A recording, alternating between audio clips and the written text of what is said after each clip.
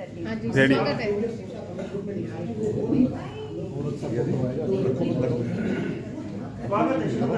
शुरू करें, स्वागत है। नमस्कार, सुप्रभात देवी और सज्जनों।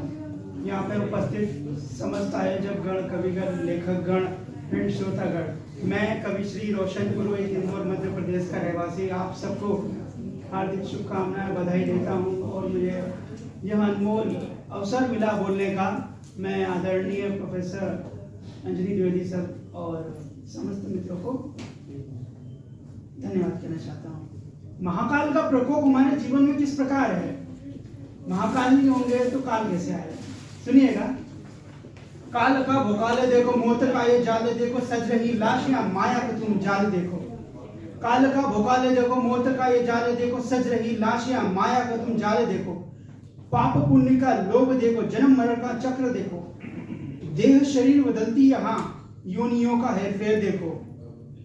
देह शरीर बदलती यहाँ योनियों का हेर फेर देखो। पाप का जाल देखो। अब तीन गुण हमारे शरीर में पाए जाते हैं, तम रज सत्व। अब ये तीन तत्व हमारे जीवन को कैसे बनाते हैं? सुनिएगा। तम रज सत्व यहाँ सज रहे, तम रज सत्व यहाँ सज रहे, गुण अवगुण परिभाषित करते रहे। तुम अभी मोह से अभी निकले नहीं, तुम अभी मोह से निकले नहीं और भगवती कृपा से अछूते रहे। काल का भोकाल देखो, मौत का ये जाल देखो। मोक्ष का एक मौका है, मोक्ष का एक मौका मिला। इंसान को एक शरीर मिला, ये देह को एक इंसान शरीर मिला।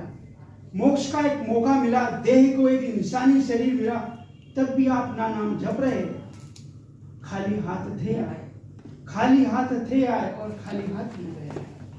काल का भोकाल देखो, मौत का ये जाल देखो। बहुत और हम सब लेखक लिखते हैं, पर क्यों लिखते हैं? सुनिएगा। हम लेखक हम लिखते हैं, कागज पर कलम घिसते हैं।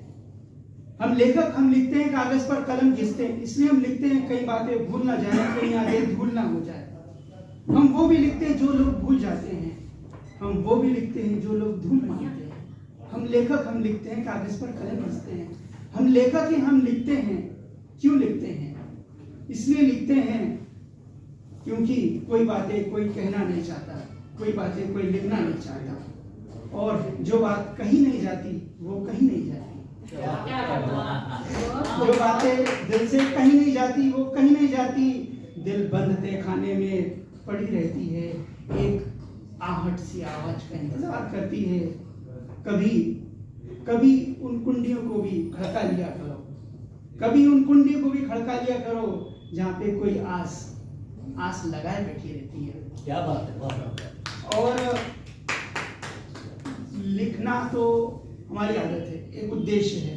परोपकार इसका एक उदाहरण है। जियो जब तक है जान, जियो जब तक है जान, वरना जाना तो है एक दिन शमशान। एक शब्द चार लाइनों का मतलब रखेगा, गहराई से सुनिएगा। जियो जब तक है जान, वरना जाना तो एक दिन शमशान। धरे के धरे रह जाएंगे आलीशान मकान, मकान में डेरा होगा उनका।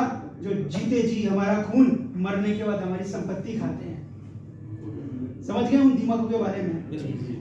जो जीते जी हमारा खून पीते हैं, मरने के बाद हमारी संपत्ति खाते हैं। ऐसा मरना और जीना दोनों ही बेकार है। ऐसा मरना और जीना दोनों ही बेकार है। जीना तो साधुओं की तरह जियो, जीना तो साधुओं की तरह जियो जो जीते जी पूजनीय होते हैं। जैसे महर्षि दति जी, जिन्होंने अपनी हड्डी का दान किया और उससे इंद्र का वज्र बना। जो जीते जी पूजनीय होते हैं, मरने के बाद भी सम्माननीय होते हैं। जियो जब तक है जान, वरना जान।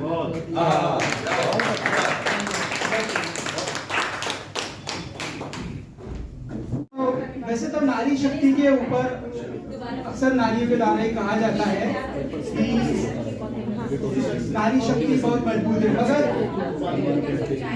मैं सिर्फ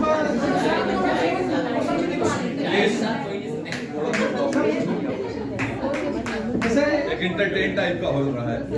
वैसे नारी शक्ति के विषय पे अक्सर नारियों द्वारा कहा जाता है, मगर मैं केवल 2 लाइनें कहूंगा तो आप समझोगे कि मैंने 20 लाइनें बोल दी। नारी शक्ति के विषय में एक वीडियो लॉन्च हुआ था 2020 में, जिसमें प्रेरणा जी, रूही जी और एक कॉलेज वीडियो था। उसमें 2 लाइनें मैंने ये बोली थी, नारी है जननी कुलधरा, गौर से सुनिएगा, नारी है जननी कुलधरा, करो इनकी कदर जरा। जहां जन्म लेती हैं बेटियां, हालांकि मैं कुंवारा हूं, ये लाइनें बोलना नहीं चाहिए, मगर मेरी जो पहली एक कविता फेमस हुई थी वो बेटियां फेमस हुई थी, तो उसी से मुझे लोग जानने लग गए। जहां जन्म लेती हैं बेटियां, मानो बन जाती है खुशियों की फुलवारियां, नारी है जननी कुलधरा, करो इनकी कदर जरा। तो ये 5 मिनट का ब्रेक था, तो ब्रेक खत्म होने के बाद अब पुनः हम संचालक महोदया को बुलाते हैं। सम्मानित करने के लिए बुलाती हूँ गौर जी को मंच पर, और आदरणीय अंजनी जी को, आदरणीय वर्षा जी आप भी आए।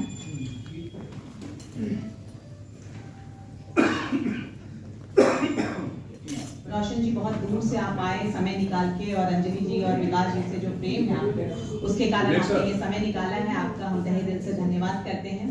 अगले क्रम में एक ऐसी लड़की को बुलाने जा रही हूँ जो अपनी भावनाओं को छुपाती नहीं है। जैसे सच, खुशी, वैसे ही दुख, गुस्सा, हर बात को, हर भाव को स्वयं में आत्मसात करती है और स्वीकारती है। उस लड़की को बुलाती हूँ मैं अपनी कुछ पंक्तियों से कि कैसी लगती है वो मुझे। मैं अबला नहीं हूँ जिसे सबला बनने की दरकार है, ज्ञान से स्वयं को सिंचित किया है, माता पिता का बस मुझ पर आभार है। प्रेरणा मुझ में ही है, प्रेरित करती स्वयं मैं हूँ कन्या, प्रेरणा मुझ में ही है, प्रेरित करती स्वयं मैं हूँ कन्या। ऐसे पदचिन्ह रचूंगी मैं कि लोग कहेंगे इसे याद रखना, ये है अनन्या, इसे याद रखना, ये है। बहुत बहुत स्वागत है।